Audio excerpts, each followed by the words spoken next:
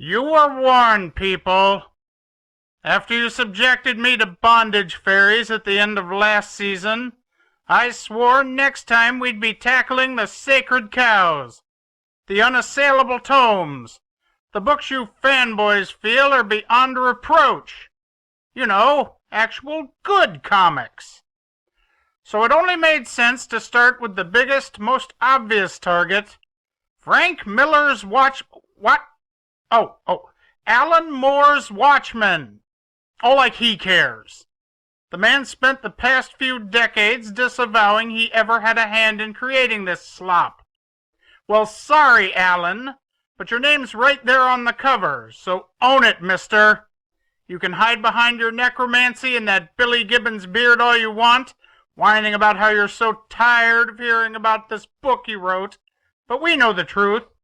And what is that truth? We're all sick of Watchmen, so you're not really all that special, Moore. Look, DC struck gold when they got Moore and Dave Gibbons to create a dark tale that took XPs of beloved Carlton comics characters and finally gave us the sex scenes between Captain Atom and Nightshade we've been waiting to see. We'd been waiting to see that, right? But we got it, whether we wanted it or not. And let's be fair, it was a damn fine story.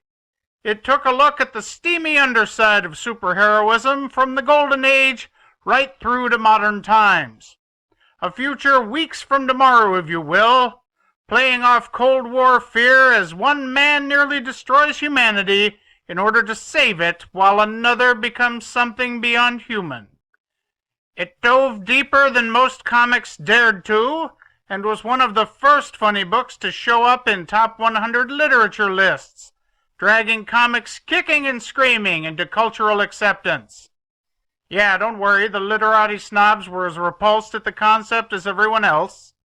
Problem is, it came out in the 1980s, and there was a constant cry of more on the lips of publishing houses. Never mind that Moore and Gibbons' story was self-contained and ended quite nicely. There was money to be mined.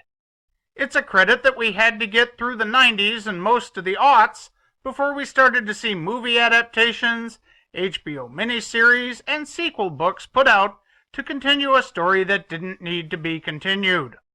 Some were good, some were bad. None of them delivered on the promise of the Simpsons' Watchmen babies. But we can only imagine Dr. Manhattan created a world where that existed, right? And speaking of Dr. Manhattan, let's not dwell too long on fictional blue-colored characters who have gifted male genitalia. I'm not saying the divorce papers are final, ladies. Carlton's on the market, and I just vacuumed the double wide, if you know what I'm saying. Watchmen is a book that got made. Chances are you've already read it or heard some overzealous comic fanboy proselytize about it to you. Or more likely they've talked about how it's overrated and not worth your time because, you know, in comics it's just not hip to like something everyone else is enjoying. Makes you edgy, right? Get you hits on your friend space blog or whatever it is. Anyhow, I'm Carlton Tetley.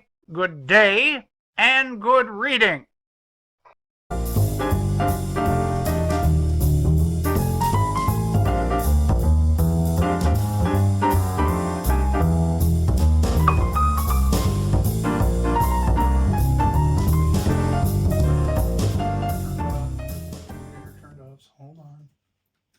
Okay, hold on a second. Could you help me? Yeah, do what?